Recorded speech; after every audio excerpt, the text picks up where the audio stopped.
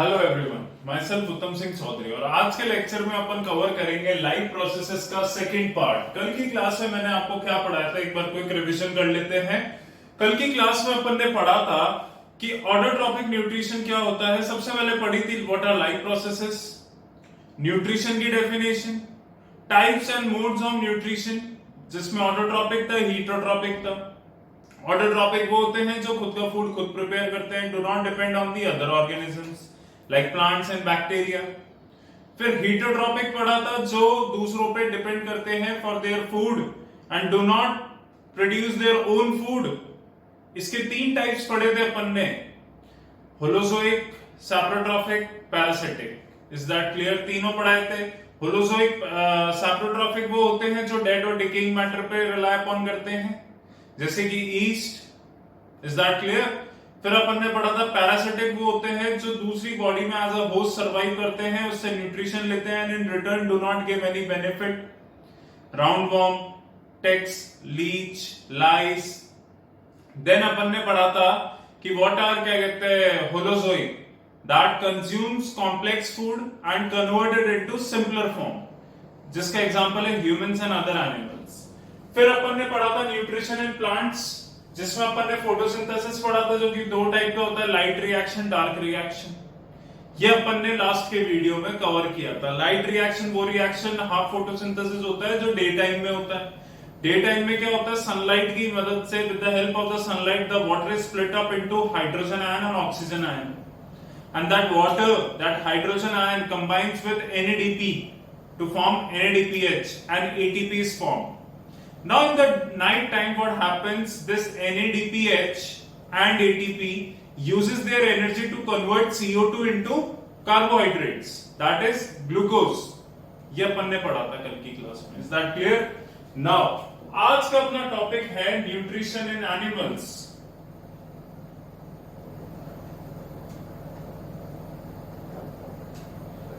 Nutrition in animals या human beings बोल लीजिए, ह्यूमन बीइंग्स के बारे में अपने को पढ़ना है।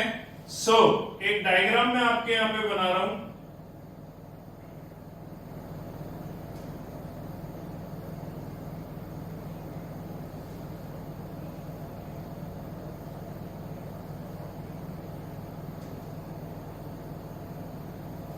देखिए, सबसे पहले ये आता है, नोज के थ्रू एक पैसेज जाता है, ये माउथ के थ्रू भी वो पैसेज ट्रैवल करता है,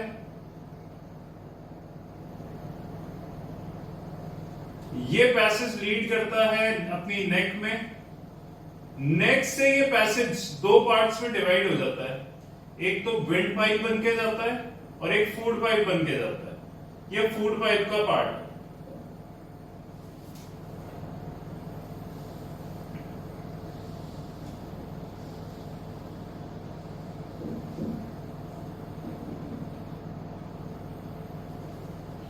फिर ये फर्दर आगे लीड करता है।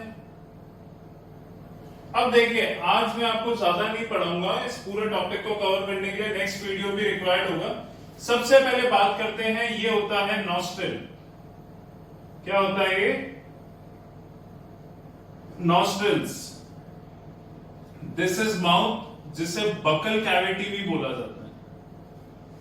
क्लियर है? इस बकल कैविटी में टंग प्रेजेंट होती है, टीथ प्रेजेंट होते हैं और ये कनेक्टेड होते हैं ग्लैंड से, जिसे सलाइवरी ग्लैंड कहते हैं। सलाइवरी ग्लैंड का काम होता है एक एंजाइम सीक्रेट करना, जिसे कहते हैं सलाइवा। नाउ ये होता है pharynx,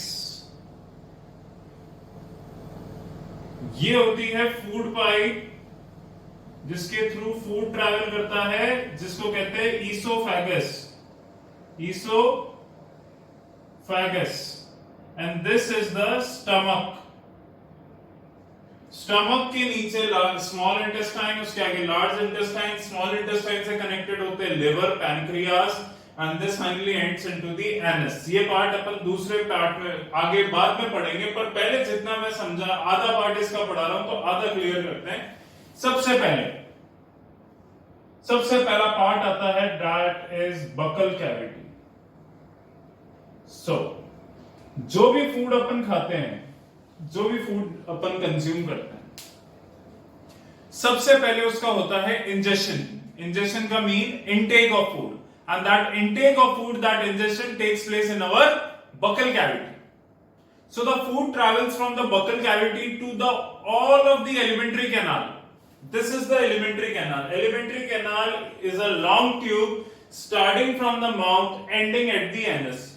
What's an alimentary canal? Alimentary canal एक straight tube होती है जो ट्रैवल करती है पूरी बॉडी से, stomach, small intestine, large intestine and ending at the anus.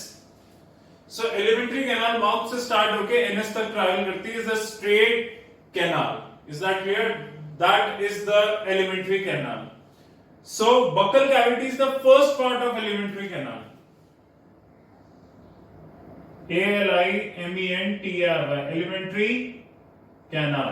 It's a long hollow tube starting from the mouth ending at the anus. So what happens in the buccal cavity? In buccal cavity we intake the food. And in the buccal cavity, tongue is present, teeth are present, and saliva is present. So what happens in the buccal cavity is that the teeth help in the tearing and the chewing of the food. So can a thick paste can be made. Tongue is a sensory organ which is used in detecting the taste of the food, whether it's salty, sweet, bitter, whatever it is. Is that clear? And what is the function of saliva? So buccal cavity के अंदर teeth present होते हैं जिनका काम होता है food को tear and chew करना और एक thick paste banana.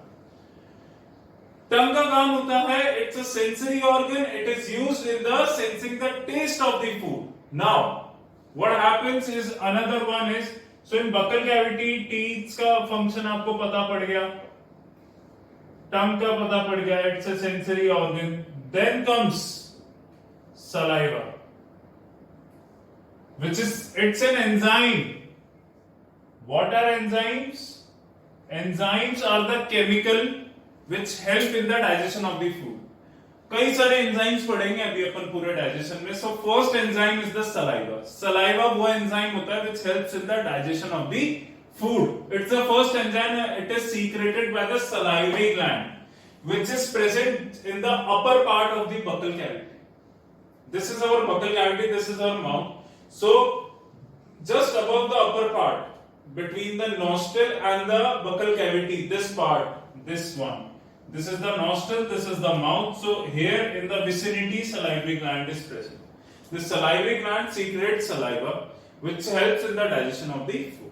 So in the mouth there are two types of digestion take place. दो टाइप के डाइजेशन हो रहे हैं माउथ में, एक हो रहा है फिजिकल और एक हो रहा है केमिकल. फिजिकल डाइजेशन क्या हो रहा है कि वो फूड स्मॉलर पीसेस में कट करा जा रहा है, उसको च्यू करके उसका एक थिक पेस्ट बनाया जा रहा है. केमिकल कैसे हो रहा है कि सलाइवा इज एन एंजाइम, ये कैसे फूड को डाइजेस्ट करता है. तो वो देखिए सलाइवा अपने जो भी अपन फूड कंज्यूम कर रहे हैं उसमें स्टार्च प्रेजेंट होता है, उस स्टार्च को सलाइवा सलाइवरी अमाइलेज ये एंजाइम का नाम होता है, ये उसको माल्टोज में कन्वर्ट कर देता है. It's a simpler form.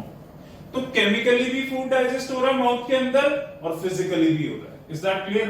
Saliva का एक और फंक्शन होता है, ये फूड को लुब्रिकेशन प्रोवाइड करता है. अगर आप कोई ड्राई फूड खा रहे हो, जैसे ड्राई जिसमें ज्यादा वेट कंटेंट नहीं है, जैसे ब्रेड हो गया, so what happens, what saliva helps, it gives the lubrication so that the food can be easily chewed. Is that clear? Now the second part comes. Pharynx. So what is the pharynx? It is a common passage for both air and food to travel through the neck. It's a common passage. Now the pharynx divided into two parts. One is the windpipe and other is the food pipe. So the opening of food pipe, this opening of food pipe is called as gullet. So pharynx is a common passage for both air and water, air and food to move inside the body. And what is pharynx? And the opening of food pipe in the pharynx is called as gullet. Is that clear? Gullet वो opening होती है food pipe की जो pharynx में open होती है.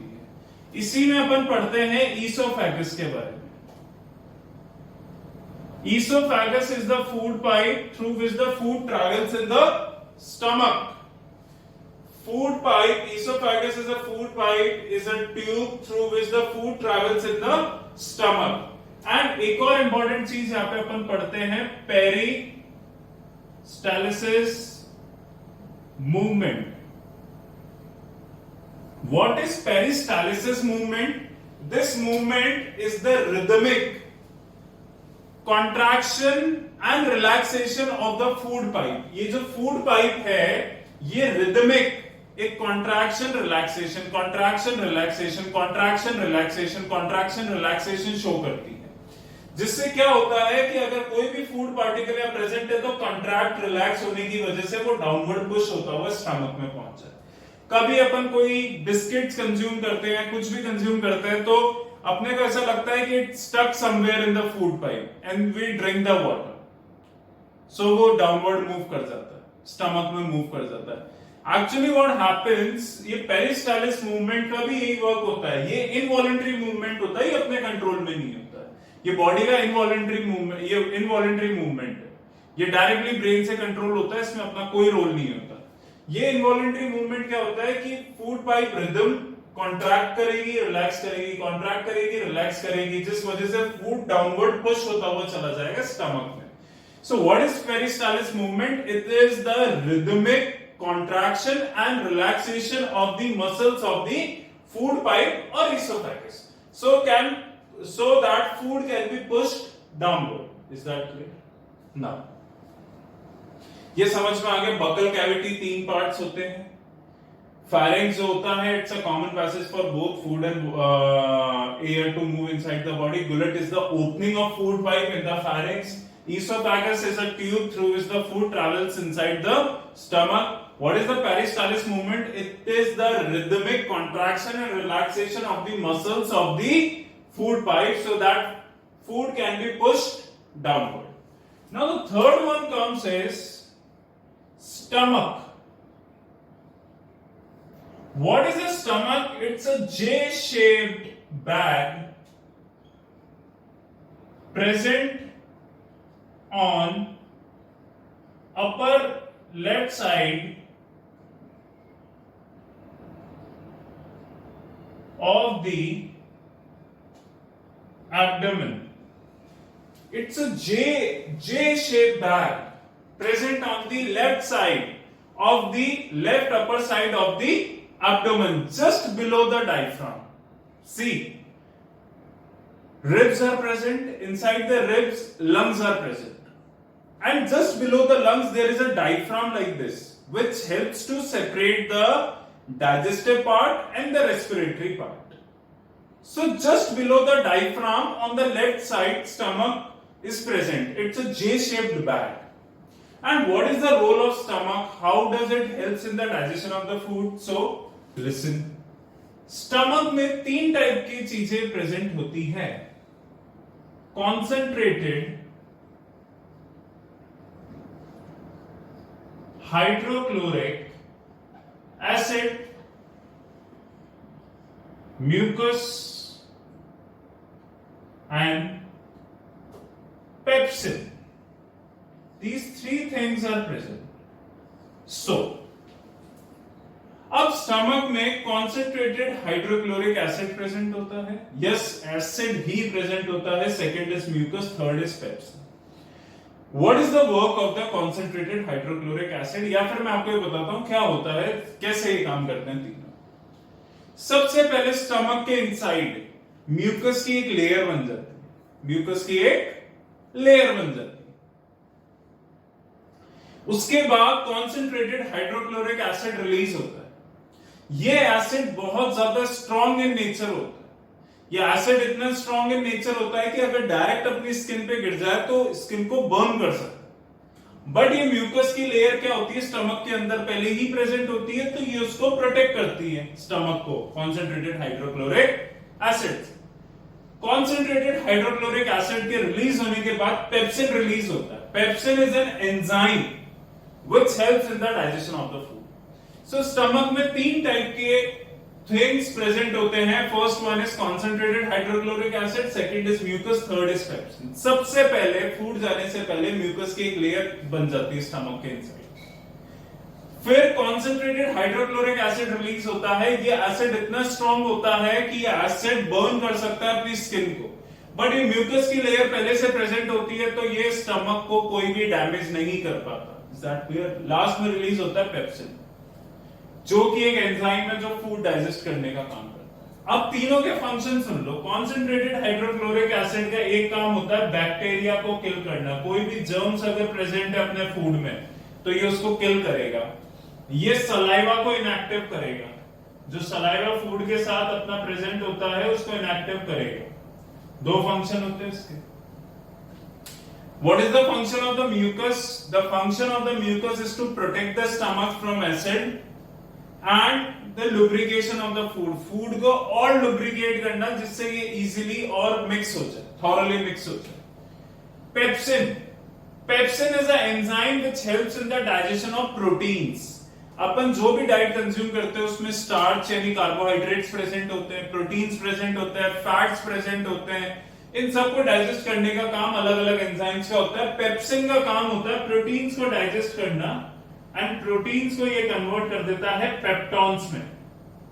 Peptones is a simple form of protein, यानी protein एक कॉम्प्लेक्स फॉर्म है, पेप्टॉन उसकी एक सिंपलर फॉर्म है जिसको बॉडी एब्सॉर्ब कर सकती है। वैसे स्टार्च एक कॉम्प्लेक्स फॉर्म है, माल्टोज एक सिंपलर फॉर्म, और लास्ट इसकी फॉर्म आ जाती है ग्लूकोज। Is that clear?